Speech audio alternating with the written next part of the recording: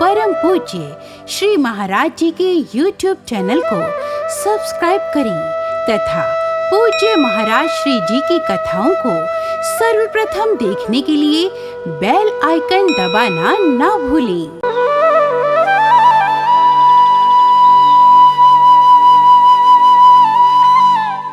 मेरी प्यारी माताओं, द्वापर युग का अंतिम समय चल रहा था और हमारे 84 कोस ब्रजमंडल की जो राजधानी है जिसका नाम है मथुरा। मथुरा की राज सिंहासन पर विशाल भैया मथुरा की राजगद्दी पर एक आतंकवादी राजा बन गया था जबरदस्ती। और उस आतंकवादी का नाम क्या था? उस आतंकवादी का नाम था कंस। प्रेम से बोलो राधे राधे। राधे राधे। कंस कौन? कंस किसे कहते हैं? कंस की परिभाषा क्या है? सुनो जरा, भागवत में कंस की व्याख्या लिखी है, बोले जिसके लिए दूसरों के सुख अच्छे ना लगे उसी का नाम कंस होता है। कंसम सुखम लालयति सा कंसः। जिसको दूसरों के सुख अच्छे ना लगे वो कंस। तो बुरा मत मानना, द्वापर युग में तो एक ही कंस था, लेकिन कलयुग में तो गांव-गांव शहर-शहर में ऐसे कंस बैठे हैं मेरे प्यारे। आज का इंसान अपने दुखों से कम दुखी है। हम एक शहर में थे, एक व्यक्ति मुझे मिला, हमने कि आप दुखी क्यों? बोले गुरुजी मेरा पड़ोसी सुखी क्यों? तो इंसान अपने दुखों से कम दुखी है, पड़ोसी सुखी है। आज का इंसान उससे ज्यादा दुखी है। कंस ने अपने माता पिता को जेल में बंद कर दिया। अपने इसके चाचा आए, चाचा का नाम था देवक। कंस माता पिता को जेल में नहीं डाला जाता है, माता पिता की सेवा की जाती है। तुमने अपने माता पिता को जेल में क्यों बंदी बनाया? उनको जेल से निकालो, माफी मांगो।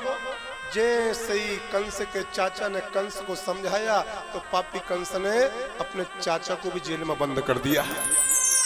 और इस पापी कंस ने अपने राज्य में घोषणा करवा दी, न यष्टव्यम न दातव्यम न होतव्यम न दुजाकुचित इति न्यावार यद धर्मम भेरी घोषेण सर्वशः। कंस ने घोषणा करवा दी मथुरा में, आज से कोई हवन नहीं करेगा, आज से कोई यज्ञ नहीं करेगा, आज से कोई पूजन पाठ नहीं करेगा, आज से कोई कथा नहीं सुनेगा। यदि किसी को हवन करना है तो कंस ने कहा आहुति तो देगा, लेकिन कृष्णाय स्वाहा नहीं, कंसाय स्वाहा बोलेगा। यदि किसी को आज से कथा सुननी है तो कोई भी कृष्ण कथा नहीं सुनेगा, आज से सब लोग कंस कथा सुनेंगे। कथा के प्रेमियों, भागवत में लिखा है धरती माता सब कुछ सहन कर सकती है, लेकिन धरती माता पापियों के पाप को, अत्याचारियों के अत्याचार को, दुराचारियों के दुराचार को सहन नहीं कर पाती है। जब पापी कंस का अत्याचार चरम सीमा पर हो गया तो धरती माता दुखी हो गई और आज धरती माता ने गाय का रूप लिया और गाय का रूप लेकर के सीधी चली गई ब्रह्मा जी के पास। ब्रह्मा जी के पास जाकर के धरती रूपी गाय माता जोर जोर से रोने लगी। ब्रह्मा जी को अपना पूरा दुखड़ा सुनाया। ब्रह्मा जी, मेरे ऊपर पापी कंस का अत्याचार बहुत बढ़ गया है। यदि आपने कंस के अत्याचार को दूर करने के लिए कोई प्रयत्न, कोई उपाय नहीं किया तो धरती माता ने ब्रह्मा जी के लिए धमकी दे दी, मैं समुद्र में डूब जाऊंगी। ब्रह्मा जी धरती माता की प्रार्थना को लेकर के सीधे बैकुंठ में पहुंचे और बैकुंठ में जाकर के भगवान श्रीमन नारायण के समक्ष ब्रह्मा जी ने पुरुष सूक्त के 16 मंत्रों के द्वारा भगवान की स्तुति करी है। भगवान ने नेत्र खोले हैं, सामने ब्रह्मा जी को देखा है तो ब्रह्मा जी की आंख में आंसू आ रहे थे। भगवान शेषशायी नारायण सिंहासन से उठे और सबसे पहले ब्रह्मा जी का आंसू पहुंचा है। मिसल दिया, भगवान तो अपने दुश्मन की आंखों में भी आंसू नहीं देख पाते हैं। ये तो ब्रह्मा है, ब्रह्मा तो भगवान का पुत्र है। ब्रह्मा क्या हुआ? तो ब्रह्मा रोते रोते बोले, परमात्मा आज ब्रह्मलोक में धरती माता आई है, गाय का रूप लेकर के कह रही है कि पापी कंस का अत्याचार बहुत बढ़ गया है, यदि भगवान ने कंस के अत्याचार को समाप्त नहीं किया तो धरती माता ने कहा है वो समुद्र में डूब जाएगी।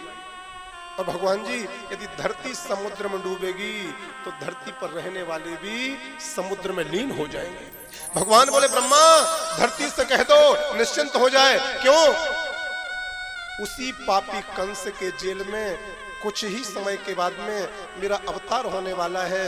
मैं कृष्ण कन्हैया बनकर के अवतरित हो रहा हूँ और जैसे मैं कृष्ण कन्हैया बनकर के धरती पर जाऊंगा, पापी कंस को समाप्त करके धरती माता पर धर्म की और प्रेम की स्थापना करूंगा। जाओ धरती से कह दो